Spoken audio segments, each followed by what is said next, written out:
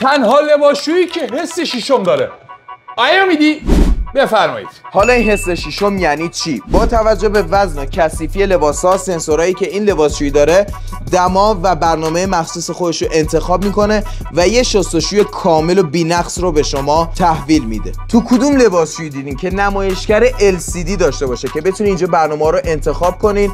و یکی دیگه از جذاب ترین قابلیت‌های این لباسشویی قابلیت بخارشویی بودنشه که با این دکمه بخارش روشن میشه و حتی لباساتون رو اتو میکنه. اگه این گزینه اتوش رو روشن کنید و بدون چروک لباسا رو به شما تحویل بده. 1400 دور 10 کیلویی با موتور سنس اینورتر موتور بسیار قوی، بی لرزش و بی صداست و پرقدرت. 16 تا برنامه شستشوی متفاوت داره و هنوز قابلیت‌های این لباسشویی تموم نشده. یکی دیگه از قابلیت‌های جذابش فرش کیر پلاسه که این باعث میشه وقتی که شستشوی شما تموم بشه لباسهای داخل لباسشویی نه بو بگیره و نه هیچ اتفاقی براش بیفته. هر چند دقیقه یه بار خودش یه دوری میزنه برای اینکه هیچ گونه آلودگی و بویی لباساتون داخل لباسشویی نگیره که این خیلی جذابه و فقط از عهده این غول آمریکایی برمیاد.